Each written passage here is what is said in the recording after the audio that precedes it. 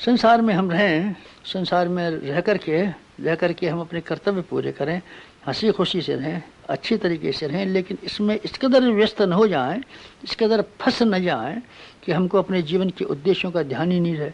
अगर हम फंसेंगे तो मरें। आपने बंदर का किस्सा सुना होगा जो अफ्रीका में पाया जाता है, शिम्बून, और जिसके बारे में ये कहा जाता है कि शिकारी लोग उसको चने, मुट्ठी भर चने का लालच देकर के इसको जान ले लेते हैं। लोहे के घड़े में चने भर दिए जाते हैं और शिम्बून उस चनों को खाने के लिए आता है, मुट्ठी बांध लेता है। मुट्ठी को निकालना चाहता है तो मुट्ठी निकलती नहीं है, जोर लगाता है तो अभी नहीं निकलती। इतनी हिम्मत नहीं होती कि मुट्ठी को खाली कर दे, छोड़ दे, हाथ को खींच ले, लेकिन वो मुट्ठी को छोड़ना नहीं चाहता। छोड़ने को न चाहने का परिणाम ये होता है कि हाथ बाहर निकलता नहीं, और शिकारी आता है, उसको मार काट के ख़त्म कर देता है, उसकी चमड़ी को उखाड़ लेता है। हमारा आपकी स्थिति भी ऐसी है जैसे अफ्रीका की शिम्बून बंदरों जैसी। हम लिप्साओं के लिए, लालसाओं के लिए, वासनाओं के लिए, तृष्णा के लिए, अहंकार की पूर्ति की तरीके से मुट्ठी पकड़ करके बंदरों की तरीके से फंसे रहते हैं और अपने जीवन संपदा का विनाश कर देते हैं। इससे हमको बाज आना चाहिए और अपने आप को इनसे बचाने के लिए कोशिश करनी चाहिए। हमको अपनी क्षुद्रता को त्याग करना है। क्षुद्रता को अगर हम त्याग कर देते हैं तो हम कुछ खोते नहीं हैं, हम कमाते ही कमाते हैं।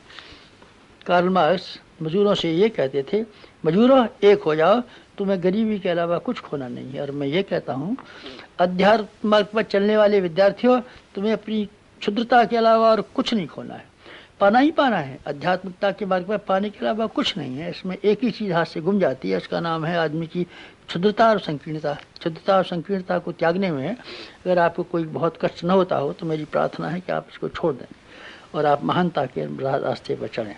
जीवन में भगवान को अपना हिस्सेदार बना लें, भगवान के साथ आप जोड़ लेंगे तो ये मुलाकात और ये रिश्तेदारी आपके बहुत काम आएगी। गंगा ने अपने आप को हिमालय के साथ में जुड़ा रखा। गंगा का और हिमालय का तालमेल और उसका रिश्ता नाता ठीक बना रहा और हमेशा गंगा का पानी खर्च करती रही, लेकिन पानी की कमी नहीं पड़ने पाई। हिमालय के साथ रास्ता हम जोड़ें, भगवान के साथ हम रास्ता जोड़ें तो हमारे लिए जीवन में कभी अभावों का और कभी उस तरह के संकटों का अनुभव न करना पड़ेगा जैसे कि सामान्य लोग पग पग पर किया करते हैं। गंगा का पानी सूखा नहीं, लेकिन नाले का सूख गया। उसने किसी महान सत्ता के साथ संबंध मिलाया नहीं। बाढ़ का पानी आया और छलने लगा, बाढ़ का पानी सूखा, नाला सूख गया। 9 महीने सूखा पड़ा रहा, बरसाती नाला 3 महीने में सूखा पड़ा, लेकिन गंगा युगों से बहती चली आ रही है, कभी भी सूखने का नाम नहीं लिया। हम हिमालय के साथ जुड़ें, हम भगवान के साथ जुड़ें तो हमारी भी सूखने का कभी मौका ना आएगा। अगर हम इतनी हिम्मत कर पाएँ तब, अगर हम भगवान को समर्पित कर सकें अपने आप को, तो भगवान को हम पाएँ। हम भगवान की कला का सारा लाभ उठा सकते हैं। शर्त यह है कि हम अपने आप को, अपनी महत्वाकांक्षाओं को, अपनी कामनाओं को और अपनी दुष्टवृत्तियों को भगवान के सुपुर्द कर दें। हम भगवान के साथ में अपने आप को इसी तरीके से जोड़ें जैसे कठपुतली, जैसे पतंग और जैसे बांसुरी। न कि हम इस तरीके से करें कि पग पग पर हुकूमत चलाएं भगवान के साथ और अपनी मनोकामनाएं पेश करें। ये भक्ति की निशानी नहीं है। भगवान की आज्ञा पर चलना हमारा काम है। भगवान पर हुकूमत करना और भगवान के सामने तरह तरह की फरमाइश की पेश करना, ये तो वेश्यावृत्ति का काम है। हम में से किसी की भी उपासना लौकिक कामनाओं के लिए नहीं, बल्कि भगवान की साझीदारी के लिए, भगवान को स्मरण रखने के लिए, भगवान के आज्ञानुवर्ती होने के लिए और भगवान को अपना समर्पण करने के उद्देश्य से उपासना होनी चाहिए। अगर आप ऐसी उपासना करेंगे तो मैं आपको विश्वास दिलाता हूँ उपासना सफल होगी। आपको आंतरिक संतोष मिलेगा। न केवल आंतरिक संतोष मिलेगा, पर आपके व्यक्तित्व का विकास होगा। और व्यक्तित्व के विकास करने का निश्चित परिणाम यह है कि आदमी भौतिक और आत्मिक दोनों तरह की सफलताएं भरपूर मात्रा में प्राप्त करता है। मेरा आपसे अनुरोध ये है कि आप हंसती हंसाती ज़िंदगी जिएँ, खिलती खिलाती ज़िंदगी जिएँ, हल्की फुल्की ज़िंदगी जिएँ। हल्की फुल्की ज़िंदगी जिएंगे तो आप जीवन का सारा आनंद पाएंगे।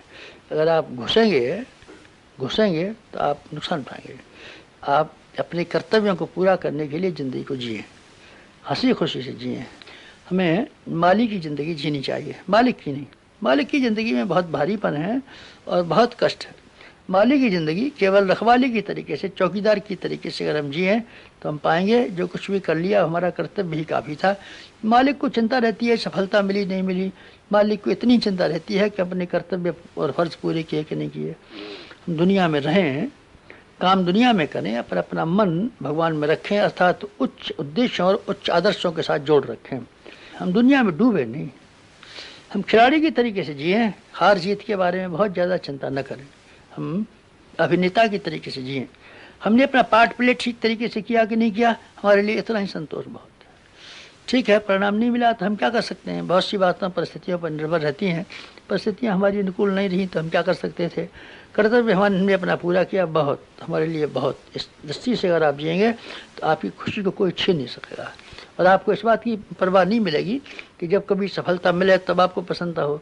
24 घंटे आपको खुशी से जीवन जी सकते हैं। जीवन की सार्थकता और सफलता का यही तरीका है। समाप्त।